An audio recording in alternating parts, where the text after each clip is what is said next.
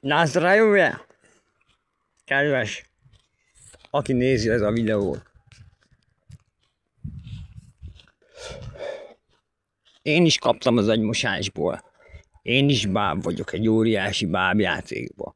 Engem is hipnotizáltak, már nincs egy önálló gondolatom, nincs egy másodpercem gondolkozni, de mégis mikor van, kurva jó ötleteim születnek. Nos, én már átéltem. Van egy csaj, aki tetszik, átölelt, és egész egyszerűen meggyógyultam. Annyira szeretem őt, hogy maga a szeretet, inger, az, hogy átölelt szorosan magához, az meggyógyított. Nem tudtak manipulálni. Értitek? Akkor ott van a másik, amikor be vagy hüvelve. Szintén önmagad vagy. Miért? Mert serkenti az agyműködést. Induljatok ki magatokból, induljatok ki az álmaitokból, mit szeretnétek csinálni, mi az, amivel megvalósíthatod az álmaid, önmagad, és akkor azzal keresd a pénzed. Az legyen a munkád. Eleve akkor nem csak, hogy jól csinálod, hanem soha nem kell dolgoznod, hiszen azt csinálod, amit szeretsz. Így még jobban is keresel. Plusz, ha mindenki így állna a dolgokhoz, ez a bolygó, ez paradicsom lenne, nem? Senki nem dolgozna, mindenki a legjobbat kapná. Ennyi. Csak hogy. Van egy kis problém. Ja, most itt van ez a magyar faszom, Fidesz, Orbán, kurva anya, minden. Még nem is értem még, hogy miért van hatalmon. Azért, mert már mindenkit megvet kilóra.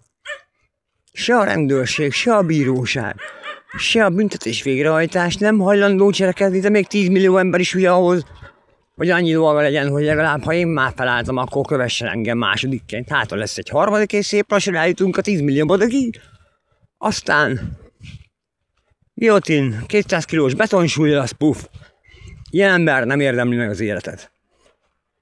Ezeknek csak egy számít. A hatalom, meg a pénz.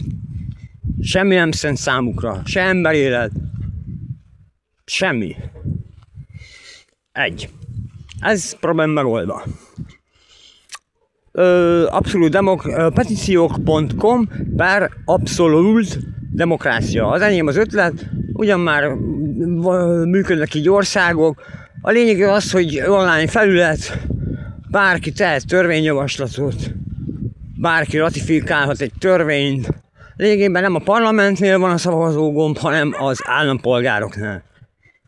Így a hatalom mindenkié.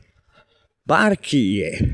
Tehát abszolút demokrácia, nem illiberális, amivel megmagyarázzuk, hogy mi vagyunk a basszájba, azt csinálok, azt tesztek, amit én mondok, hanem abszolút. Abszolút. Akkor itt van még ez a másik, ez a rohadt világuralmi szerv, hogy nagyon gonosz ilyen vezető emberek le akarják csökkenteni a föld lakosságát 2 milliárdra. Körülbelül 6 milliárd embert meg akarnak ölni. És szabályozni akarják az életünket. Hogy bizonyos korlátok közt éljünk. És aki ellenáll, azt tönkreteszik. Mindent el fognak követni. A kis országok behódolnak, különben katonai erővel tesznek igazságot. Na most már. Ezt is meg kéne valahogy akadályozni. Valahogy. Nem tudom, de dobjuk össze az agyunkat, mert most már unom, hogy mindenki az én agyam szívja. Könyörgök, az egész lényeg a kreativitás. Valósítsd meg álmaid, gyógyír a szerelem, a szeretet.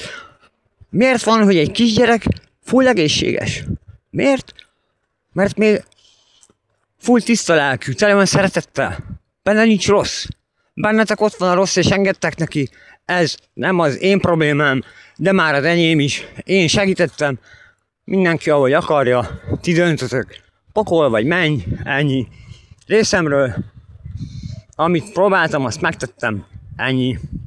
Nektek semmiben nem kerül, csak egy szívességben, nekem meg az életemben, de már megérte. Legalább nyugtom lesz. Beszélhetek a világ legintelligensebb emberével, a Jóistennel. Szasztok!